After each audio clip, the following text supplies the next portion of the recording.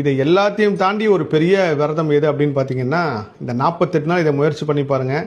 நான் என்றைக்குமே வேண்டுகோளாக சில விஷயங்கள் சொல்லுவேன். ஆனால் இதை முடிஞ்சால் இருந்து பாருங்கன்னு சொல்கிறேன். இல்லைனாலும் அவரவர் ஊழ்வினை கர்மனை பொறுத்து இந்த 48 நாள் யாரையும் புறம் பேச மாட்டேன் அப்படின்னு நீங்கள் நினச்சிக்கிங்க. டிசம்பர் 15லேருந்து தைப்பூசம் வரைக்கும் நான் யாரையுமே புறம் பேச மாட்டேன், யாரையுமே குறை சொல்ல மாட்டேன், யாரையும் நான் சபிக்க மாட்டேன். இப்படி இருந்து பாருங்கள்.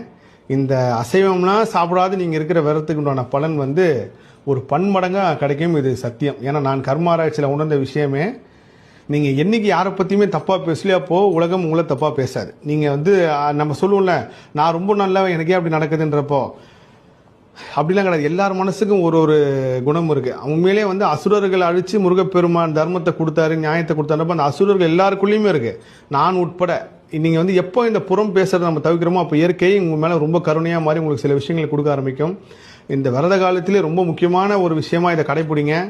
நான் போன வருஷம் நேர்காணல் கூட இதை சொல்ல, இது ஒரு சேலஞ்சாகவே எடுத்து பாருங்கள். 48 நாளில் ஒரு 48 நாளுமே இருக்க முயற்சி பண்ணுங்கள். இல்லையா, தைப்பூசத்துக்கு ஒரு வாரத்துக்கு முன்னாடி நான் யாரை பற்றியுமே புறம் பேச மாட்டேன், நான் யாரை பற்றியும் குறை சொல்ல மாட்டேன், யாரை பற்றியும் பழி சொல்ல மாட்டேன்னு இருந்து பாருங்கள். இயற்கை உங்களுக்கு ஒரு மிகப்பெரிய வரத்தை கொடுக்கும். இந்த உலகம் என்னன்னு உங்களுக்கு புரிஞ்சுப்பீங்க. உங்கள் கண் முன்னாடியே அது நடக்கும்.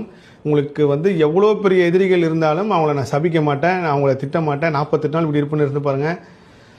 இந்த விரதம் கொடுக்கறத விட ஒரு 10 மடங்கு